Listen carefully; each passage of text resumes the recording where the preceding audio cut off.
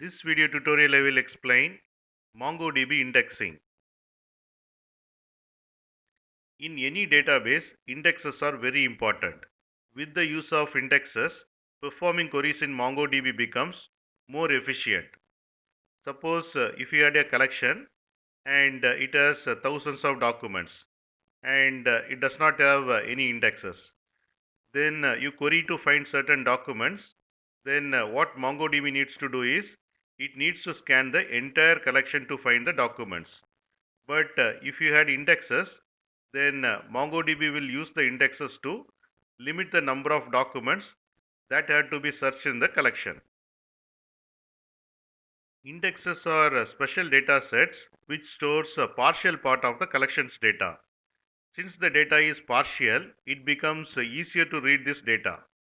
The partial set stores value of a specific field or a set of fields ordered by the value of the field. In introduction, we have seen indexes are good for queries, but having too many indexes can slow down other operations like insert, delete, and update. If there are frequent insert, delete, and update operations carried out on documents, then indexes would need to change that often. That will impact the performance. Defining indexes are important for faster and efficient searching of the documents in the collection. Using getIndexes method, we can find all the indexes in the collection.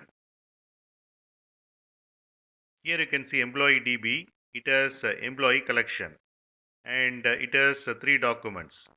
We will see how to find all the indexes of employee collection. db.employee, employee is the collection name, then getIndexes method. And here we got the output. By default, underscore ID field will have index. Using create index method, we can create the index. In this example, index will be created on employee ID field, and the index field values will be arranged in ascending order because we have mentioned 1. If we mention -1, then index field values will be arranged in descending order. Now I am going to create index on employee ID field using create index method. Execute this query, and here we got the output. Before this query is executed, number of indexes was 1. After the query is executed, the number of indexes is 2. And OK1 means the query is executed successfully.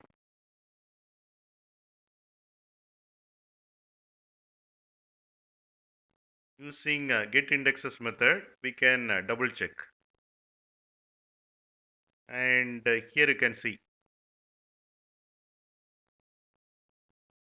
the index is created on the field employee ID. Using drop index method, we can remove the index. In this example, the index created on employee ID will be removed. Now I am going to drop the index, and here you can see it is successfully executed and the employee ID index is dropped. We can double check using getIndexes method, and here you can see the index created on employee ID field is not there. Using create index method, we can create indexes on multiple fields, and in this example, indexes will be applied on employee ID and employee name. Now I am going to create index on employee ID field and employee name field. Execute this query, and it is executed successfully, and OK1 means the index is created successfully. We can double check using getIndexes method,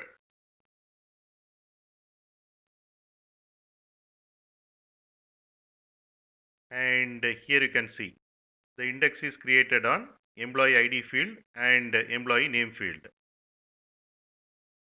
Using drop indexes method, we can remove all the indexes from the collection except underscore ID index.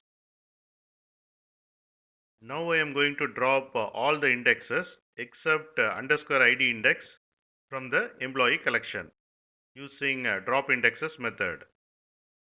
Execute this query, and here you can see the indexes has been removed because we got OKS 1, and except underscore ID index, everything else is removed.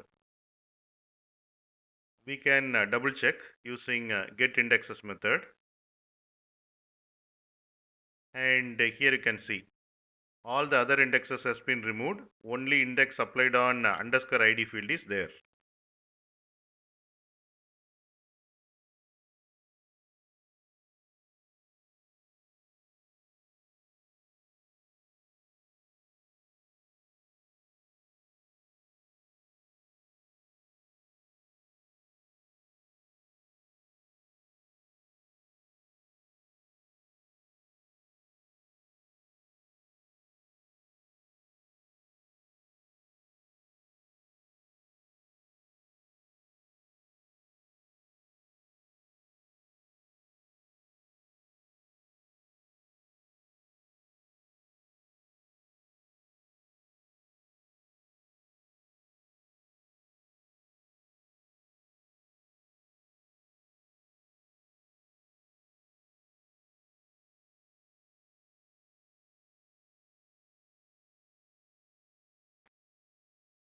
You can get Java source code link for each video in the description section of the video. Here you can see the description section. Click on show more, and here you can see the Java source code links. Click on these links to get the Java source code.